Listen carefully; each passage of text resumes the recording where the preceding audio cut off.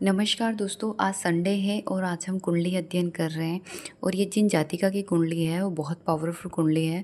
मानो यदि बचपन में इनको एजुकेशन मिल जाती ना तो ये बहुत बड़े लेवल पे मतलब अपने पावरफुल उसमें होती, मतलब कोई अधिकारी तो होती क्योंकि इतनी पावरफुल कुंडली।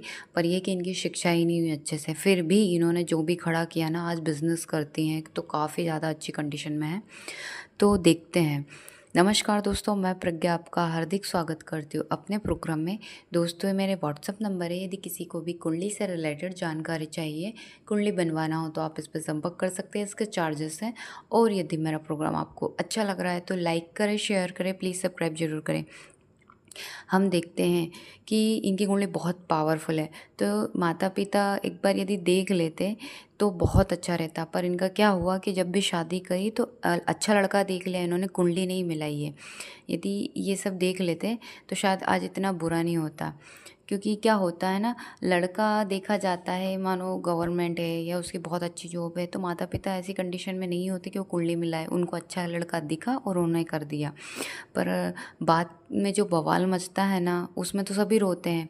तो पहले ही देख लेते।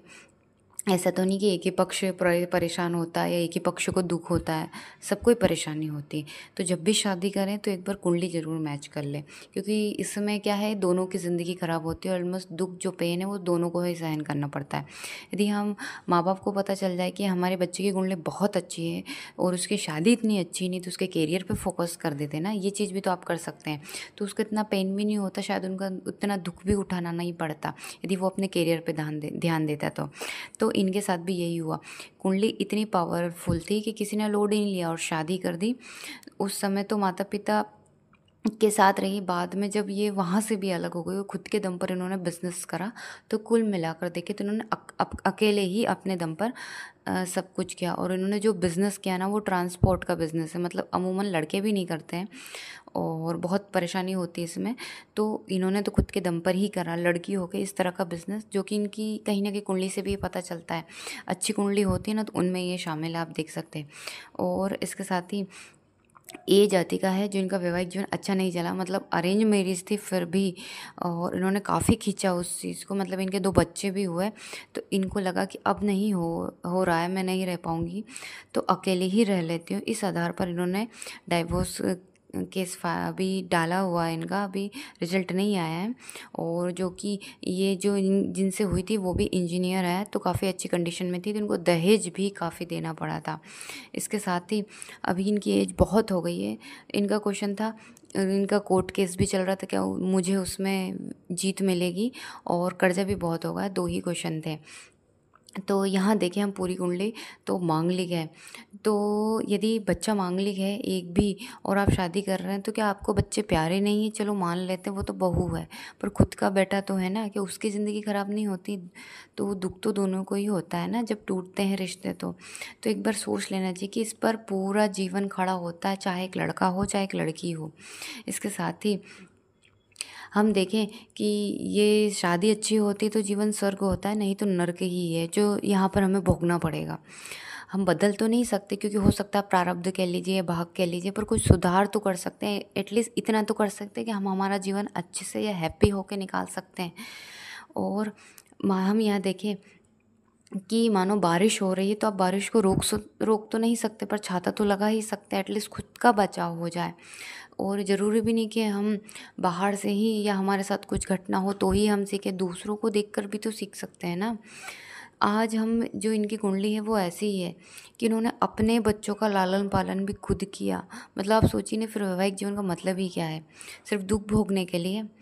तो इनका हम देखें कि इनका जो लग्न है वो मकर है और राशि तुला है। लग्न में ही उच्च के मंगल बैठे हैं, और जब भी पहले, चौथे, 7वें, 8वें, 12वें में मंगल बैठा हो ना, तो ऐसा जातक या जाति का लग्न से मांगलिक होता है। और मंगल यहाँ पे बली है, साथ ही रोचक नामक जो राजयोग है वो बन रहा है। तो इन्होंने इतना बड़ा बिजनेस खड़ा करा ना, वो इसीलिए करा क्योंकि यहाँ पे हम देखें कि जब भी रोचक नामक राजयोग बनता है तो उसमें भवन, भूमि, वाहन, मकान, सबका सुख है ना, इनको मिलता है। इसके साथ ही इनके कितने ही ग्रह जो है अच्छे कंडीशन में, मतलब सूर्य भी उच्च के हैं, साथ ही शुक्र भी उच्च के ही हैं और पंचम में बैठे हैं। साथ ही इनके सूर्य के साथ गुरु बुध है, वहीं गुरु और चंद्रमा का दृष्टि संबंध बन रहा है जो कि गज केसरी योग बन रहा है। तो कुंडली बहुत पावरफुल है। इसके साथ ही 3 ग्रहों की दृष्टि जो इनके कर्म भाव पर पड़ रही है, मतलब कि सूर्य बली मंगल बली, तो ये पुरुषों के बराबर बना देता है, मतलब समतुल्य रख देता है। इनका आत्मविश्वास इतना ज़बरदस्त तो होता है ना, अपने चरम पर होता है। इसके साथ ही योग बहुत है इनकी कुंडली में। हम देखें कि लग्न अपने से द्वादश स्थान पर जाके बैठे, यानी घर से दूर रहकर यदि आप करेंगे, बिजनेस करेंगे, काम करेंगे तो अच्छा रहेगा, जो कि शनि है। शनि यहाँ लग्नेश भी है और द्वितीय भाव यानी आय भाव के भी स्वामी हैं। इसलिए तो इसके साथ ही हम देखें, और इन्होंने जो बिज़नेस करा वो भी घर से दूर रहकर करा, शायद इसलिए इनका अच्छा चला। वैवाहिक जीवन क्यों टूटा, तो जो सप्तम पति बनते हैं चंद्रमा, जो कि जाके बैठे हैं 10वें भाव में शत्रु के घर में, यानी तुला राशि में शुक्र के घर में, और ये केमद्रुम जो दुर्योग है लगा के बैठे हैं। यानी जीवन में सब कुछ पाकर खो देता है ना, वो केमद्रुम वाला व्यक्ति होता है जो एक बार जीवन में अपने डाउनफॉल जाएगा ही जाएगा। तो ये इनका वैवाहिक जीवन और बिजनेस का था, इसीलिए आप देख सकते हैं कि पाकर सब गवा दिया। सप्तमें जो बनते चंद्रमा बनते हैं और केमद्रुम और शादी व्यापार के भी स्वामी हैं। तो इनका जो विवाह हुआ था वो भी 7.5 में हुआ था, क्योंकि इन्होंने कुछ देखा ही ना, कुंडली देखी ना गोचर देखा, अच्छा लड़का दिखा और रिश्ता कर दिया, वैसा हुआ। और जब भी 7.5 या ढैया लगती तो किसको लगती है, राशि को लगती है। राशि यानी चंद्रमा, जो कि पीड़ित ही थे और ज़्यादा यहाँ पे पीड़ित हो गए, तो वैवाहिक जीवन टूट गया। और हम केस की बात करते हैं तो यहाँ पे केस में तो इनको विजय मिलना ही, क्योंकि यहाँ पर ऑलमोस्ट सब ग्रह उच्च के बैठे हैं, जो कि होना चाहिए। जैसे मंगल, यहाँ पे शनि खुद 6ठे भाव पे दृष्टि देख रहे हैं 12वें में आके, तो स्वाभाविक है इनको विजय तो हर चीज़ मिलेगी।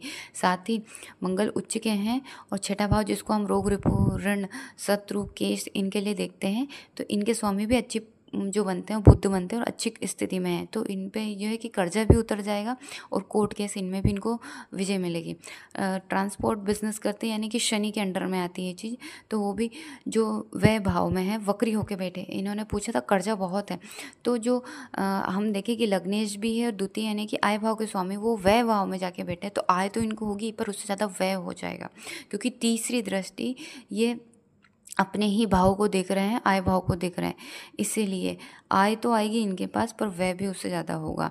और शनि जहाँ देखते हैं ना वो विच्छेद कर देते हैं, तो इसीलिए यहाँ पर है ना ये होगा इनके साथ। पर यह है कि इन्होंने बहुत अच्छी प्रॉपर्टी सब बिजनेस बनाया है। इसके साथ ही इनको देखे कि कुटुंब परिवार का सुख भी नहीं मिलेगा लाइफ में, क्योंकि द्वितीय भाव में देखे राहु है और उस पर शनि की दृष्टि पड़ रही है, तो ये पीड़ित हुआ है, यानी कि विच्छेद कर देगा परिवार से, घर का सुख नहीं मिलने देगा। इनको सबसे बेस्ट है कि भगवान शिव की आराधना करें, और हो सके तो सोमवार को दूध या काला तिल मिलाकर प्रतिदिन चढ़ाएं, या फिर आप रोज भी चढ़ा सकते हैं। और हनुमान जी की साधना जरूर करना है, क्योंकि लग्न में पापी ग्रह हैं।